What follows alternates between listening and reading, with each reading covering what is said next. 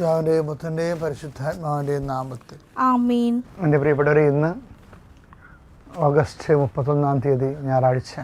അമ്മയോട് ചേർന്ന് പ്രാർത്ഥിക്കാം. അമ്മേ പരിശുദ്ധമ്മേ, അമ്മേ പരിശുദ്ധമ്മേ, ദേവമാതാവേ, ദൈവമാതാവേ, കൃപാസനത്തിലൂടെ ഞങ്ങൾക്കും ഞങ്ങളുടെ ദേശത്തിനും അമ്മ മധ്യസ്ഥം തേടി തന്ന എല്ലാ അനുഗ്രഹങ്ങൾക്കും കൃപകൾക്കും ഞങ്ങളിപ്പോൾ ഹൃദയം നിറഞ്ഞ നന്ദി പറയുന്നു.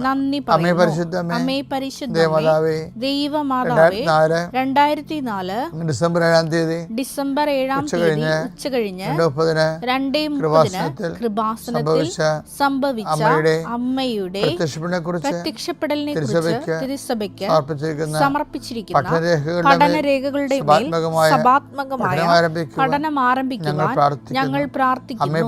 അമ്മേ പരിശുദ്ധമ്മേ, ഭൂസ്വർലോകങ്ങളുടെ രാജ്ഞിയായ അങ്ങേയ്ക്ക് ഭൗമസംരക്ഷണത്തിനായി പ്രപഞ്ചപ്രകൃതിയെ തന്നെ തിരുസഭ പ്രതിഷ്ഠിക്കുവാൻ ഈ പ്രത്യക്ഷീകരണം വഴി ഇടയാക്കണമേ.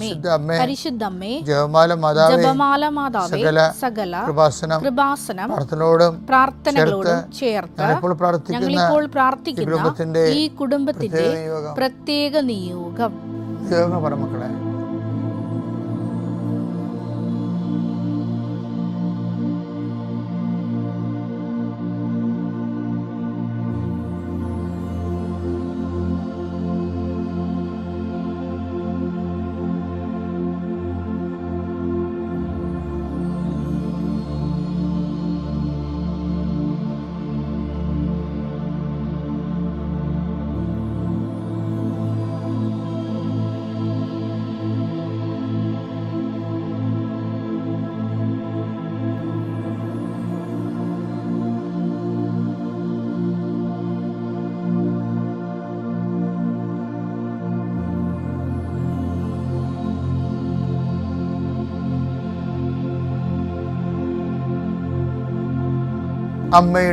അമ്മയുടെ പ്രത്യക്ഷീകരണത്തിന്റെ ഈ അനുഗ്രഹവേളയിൽ ഞങ്ങൾക്ക് സാധിച്ചു തരുവാൻ കനിയണമേ.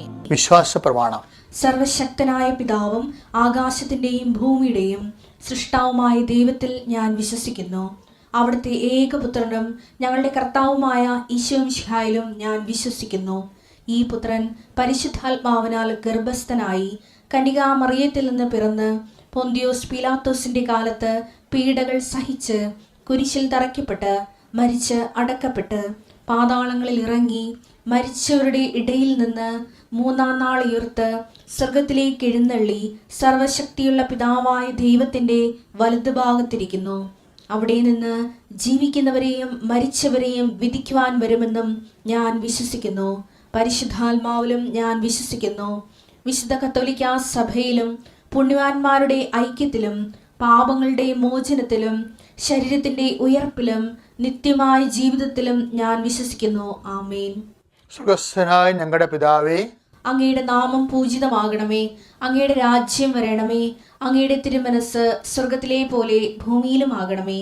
അന്നു വേണ്ടുന്ന ആഹാരം ഇന്ന് ഞങ്ങൾക്ക് തരണമേ. ഞങ്ങളോട് തെറ്റ് ചെയ്യുന്നവരോട് ഞങ്ങൾ ക്ഷമിക്കുന്നത് പോലെ ഞങ്ങളുടെ തെറ്റുകൾ ഞങ്ങളോടും ക്ഷമിക്കണമേ.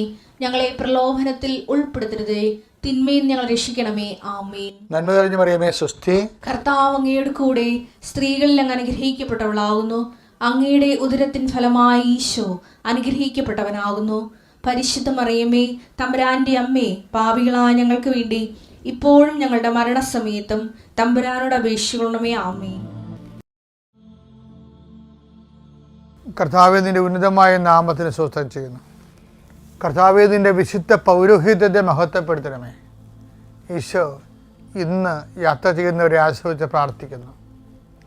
ഈശോ ഇന്ന് ദേവാലയത്തിൽ പോകേണ്ട ദിവസമാണ്. ഇന്ന് അങ്ങയുടെ വിശുദ്ധ ബലി പങ്കെടുക്കേണ്ട ദിവസമാണ്.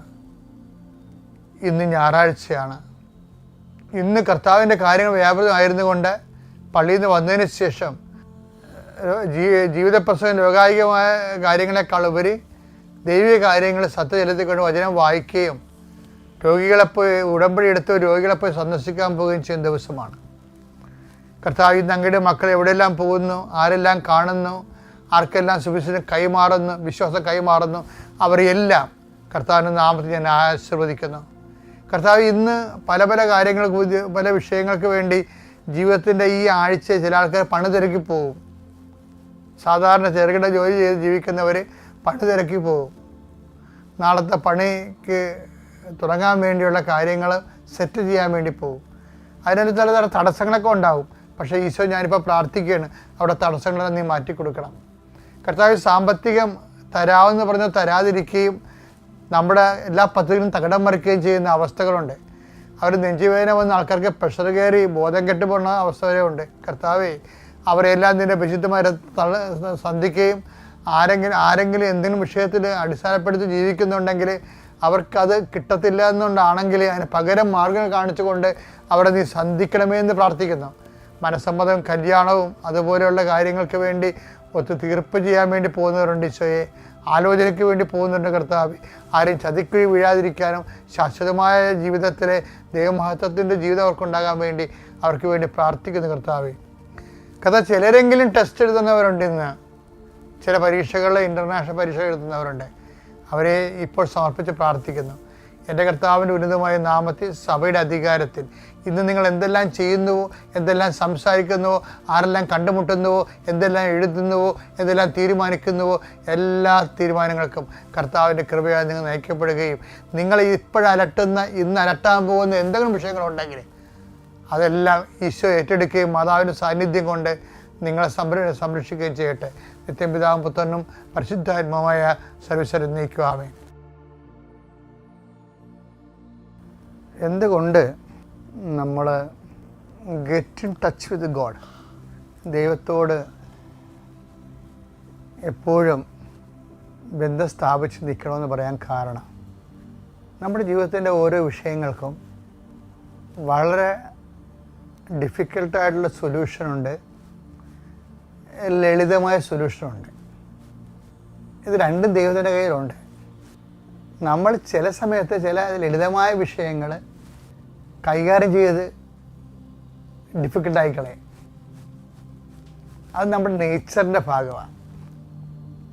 ഇപ്പോൾ ഉദാഹരണത്തിന് ലൂക്കായുടെ സുവിശേഷം 9:56 എടുത്തേ. അവർ മറ്റൊരു ഗ്രാമത്തിലേക്ക് പോയി. അപ്പോൾ എന്താ വിഷയം എന്ന് വെച്ച് കഴിഞ്ഞാൽ സമറിയയിലൂടെ ഈശോയ്ക്ക് ജെറുസലേമിലേക്ക് പോകേണ്ട വരുന്ന സിറ്റുവേഷനാണ്. അപ്പോൾ ജെറുസലേമിലേക്ക് പോവുകയാണ് ലക്ഷ്യം. അത് സമറിയ അല്ലെങ്കിൽ മറ്റൊരു ഗ്രാമം ഓൾറെഡി കർത്താവിൻ്റെ പരിഗണനയിലുണ്ട്. ഈ സമറിയയിൽ ഇവർ ചെല്ലുമ്പോൾ അപ്പോസ്തലന്മാരും അവിടുത്തെ ജനങ്ങളും തമ്മിൽ കോർക്കുമ്പോൾ തീർച്ചയായിട്ടും അവിടെ മുമ്പിലുള്ളൊരു ഓപ്ഷൻ തിരിച്ച് വന്നിട്ട് ഈശോയോട് പറയുക, അവിടെ നമുക്കൊന്ന് വേറെ എന്തെങ്കിലും ഓപ്ഷൻ ഉണ്ടോയെന്ന് ചോദിച്ചാൽ മതി. അത്രയേ ഉള്ളൂ കാര്യം. അങ്ങ് ജെറുസലേമിലേക്ക് പോകാൻ പിതാവേ, ഗുരുവേ, വേറെ എന്തെങ്കിലും മാർഗം ഉണ്ടോ? അപ്പോൾ ഗുരുവിന് കാര്യം മനസ്സിലാവും, അവിടെ എന്തോ പ്രശ്നം ഉണ്ടായിട്ടുണ്ട്. അപ്പോൾ ഗുരു പറയും, ഇറ്റ്സ് ഓക്കെ, നമുക്ക് വേറെ ഗ്രാമത്തിലേക്ക് പോകാം എന്ന് പറയാം. അത്രയേ ഉള്ളൂ. ആ ഒരു നിസ്സാരമായിട്ട് സോൾവ് ചെയ്യേണ്ട വിഷയമാണ്. സോൾവ് ചെയ്ത ആൾക്കാരുടെ കുഴപ്പം കൊണ്ടാണ് അത് കോംപ്ലിക്കേറ്റ് ആയത്. എപ്പോഴും അങ്ങനെയാണ്. നമ്മൾ ആരെ വിട്ടുന്നു അവരുടെ കയ്യിരിപ്പാണ് ആ പ്രശ്നം കുളവാക്കുന്നത്. വളരെ ശാന്തമായി. അപ്പോൾ അവർ സമറിയയിലൂടെ വിടത്തില്ലെന്ന് പറഞ്ഞല്ലോ.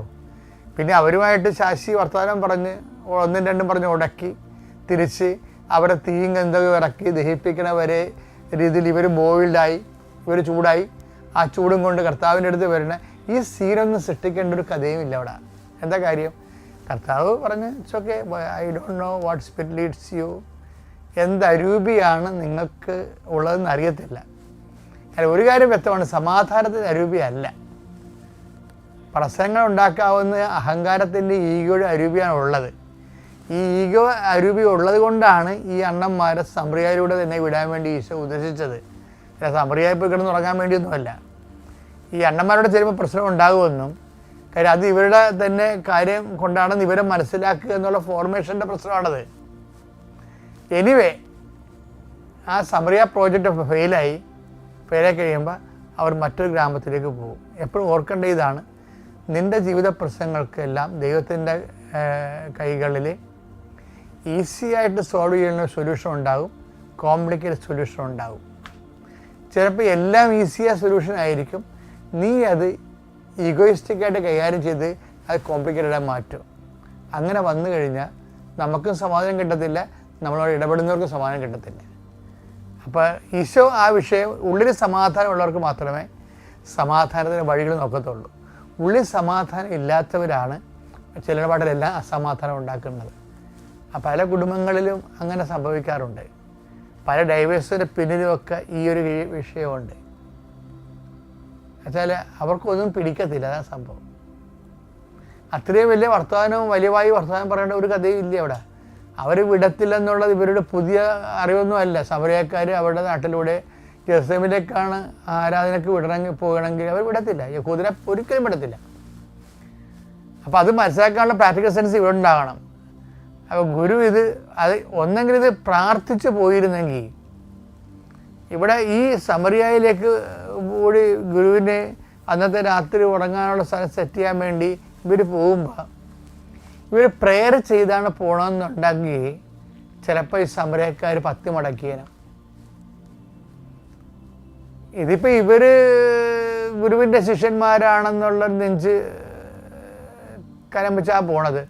കടലിൽ മീൻ നടന്നയാളാണ്, കനയെ വെള്ളം വീഞ്ഞാക്കിയ ആളാണ്, അയാളുടെ ശിഷ്യനാണ് ഞങ്ങൾ. അപ്പോൾ സ്വർഗത്തിൽ നിന്ന് നീ ഇറങ്ങി നശിപ്പിക്കുക എന്ന് പറയുമ്പോൾ ഗുരുവിനെക്കുറിച്ച് ഇവർ ആവശ്യമില്ലാത്ത ഊറ്റം കൊള്ളുന്നുള്ളത് ഉറപ്പല്ലേ? എപ്പോഴും സിമ്പിളായിട്ട് ചെയ്യാൻ പറ്റുന്ന കാര്യങ്ങൾ സിമ്പിളായിട്ട് ചെയ്യണമെന്ന് മാത്രമല്ല, കോംപ്ലിക്കേറ്റഡ് ചെയ്യാവുന്ന കാര്യങ്ങൾ പോലും സിമ്പിളായിട്ട് ചെയ്യാൻ ദൈവത്തിന് കഴിയും. അതുകൊണ്ട് ദൈവത്തിന് പക്ഷം ചേർന്ന് എല്ലാ വിഷയങ്ങളും പ്രാർത്ഥനാപൂർവം ഒരിക്കലും എൻ്റെ സഹോദരങ്ങളെ, ഒരിക്കലും എനിക്ക് മനസ്സിലായ ഒരു സത്യം, ഒരിക്കലും കൂടിപ്പോകാത്തൊരു സാധനം എന്താണെന്നറിയാമോ? പ്രാർത്ഥനയാണ്. ശരിയാക്കണേ, ഈ പ്രാർത്ഥിച്ചിട്ട് ഇവിടെ പോകാൻ പോകണമെങ്കിൽ ബുദ്ധിബോധം ഇല്ലാത്തവർ അങ്ങനെ വല്ല വിവരക്കേടുകളും പറയും. Don't mind about that. കാര്യം പ്രാർത്ഥനയ്ക്ക് പകരം വെക്കാൻ പ്രാർത്ഥന മാത്രമേ ഉള്ളൂ. ഓക്കെ അല്ലേ? Thank you. അത്യപൂർവ ദൈവാനുഭവങ്ങൾ ഇനി നിങ്ങൾക്കും സ്വന്തം. ഈ യൂട്യൂബ് ചാനൽ ഇതുവരെ സബ്സ്ക്രൈബ് ചെയ്തിട്ടില്ലെങ്കിൽ ഇപ്പോൾ തന്നെ സബ്സ്ക്രൈബ് ചെയ്യുക. ഈ വീഡിയോ ഇപ്പോൾ തന്നെ നിങ്ങളുടെ സുഹൃത്തുക്കൾക്ക് ഷെയർ ചെയ്തുകൊണ്ട് കർത്താവിൻ്റെ പ്രേക്ഷിതരാകുക.